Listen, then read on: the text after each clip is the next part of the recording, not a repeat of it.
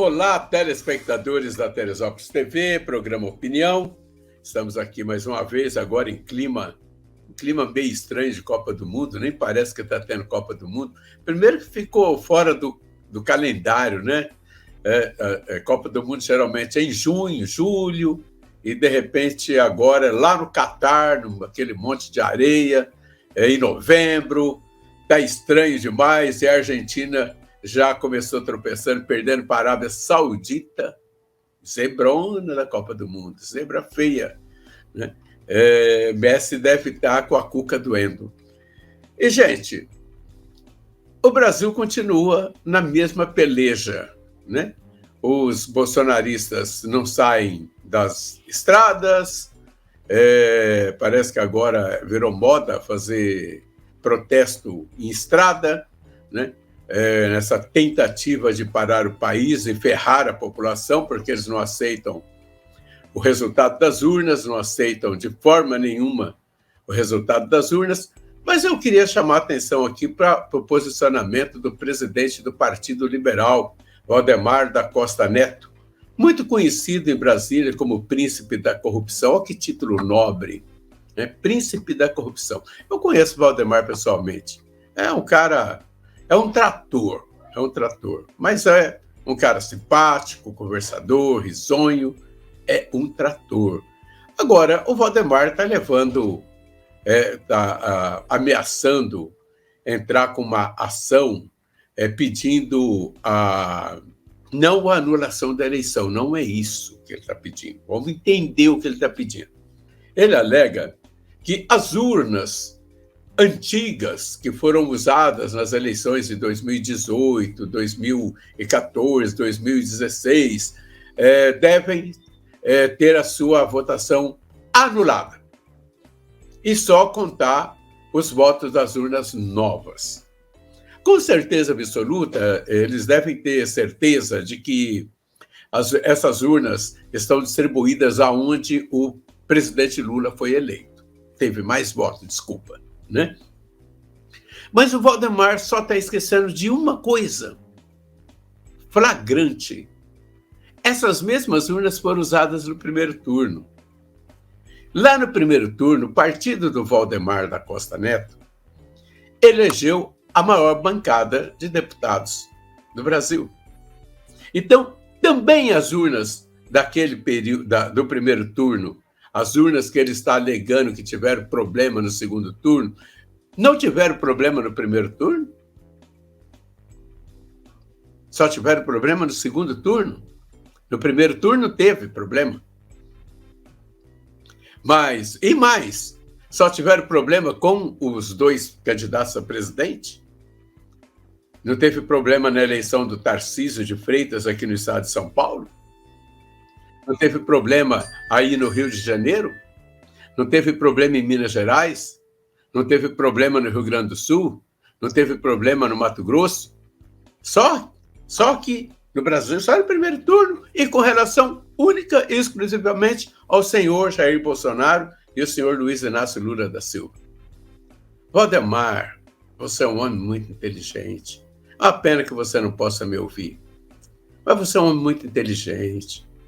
E o Brasil, como você disse uma vez para mim, para o Vasco Rezende, presidente do PRP, e para mim, porque eu estava presente, que o Brasil é um país muito pobre. O Brasil é um país muito pobre, o Vasco. Foi o que você disse. Você acha que a gente pode ficar gastando nosso dinheiro num país tão pobre em recontagem de voto, em anulação de eleição, em afastamento de urnas? Como que é isso, Valdemar da Costa Neto? Olha o que a sua ex-mulher está falando na mídia. Você acha que nós acreditamos em você? Então, você quer alegar fraude? Alega fraude para a eleição toda. E para os dois turnos, primeiro e segundo turno. Não é só no segundo turno e só para o presidente, para a eleição presidencial. Ou você acha que a gente é idiota? O Alexandre Moraes é idiota, o Fachin é idiota, né? A ministra Grace é idiota, todo mundo é idiota nesse país. Só você é inteligente. Valdemar, boy, acorda, boy. Acorda. Acorda, boy. Vocês sabem quem é o boy? Boy é o Valdemar. Como diz a ex-mulher dele, lá de Mogi das Cruzes. Mogi das Cruzes é uma cidade aqui do estado de São Paulo, né? Cidade bacana, interessante. O Valdemar é de lá. Mas tudo bem, né? Eu também, eu sou de Cosmorama, né? Cidadezinha desse tamanho. Não confunda Cosmorama de Mesquita com Cosmorama do estado de São Paulo.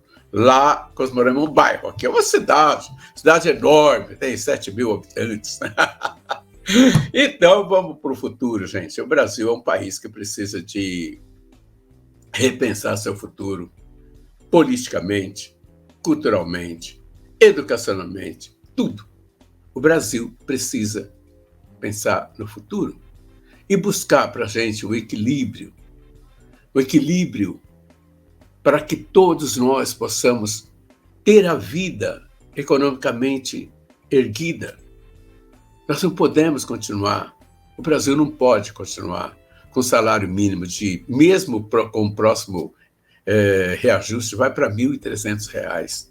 Gente, isso é uma infâmia. Isso é uma infâmia.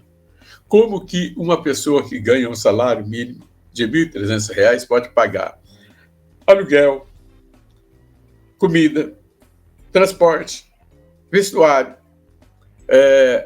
Como? Seus filhos não podem comer um potinho de Danone? Sabe? Como que é isso? Que país é esse? Aí você vai me dizer, não, mas a grande maioria dos brasileiros ganham acima de 2 salários mínimos. É mentira. É mentira. Então, vamos ver agora, está vindo aí um novo censo do IBGE, vamos ver se realmente subiu o patamar de ganho dos brasileiros. A maioria das cidades brasileiras, o salário é de 1,3 a 1,9. A grande maioria, a média salarial não chega a 2 salários mínimos, inclusive em cidades do Rio de Janeiro, inclusive em cidades do estado de São Paulo. Agora, quando você vai para o norte e para o nordeste, a situação é muito pior. Então, nós precisamos melhorar a vida dos brasileiros, urgentemente.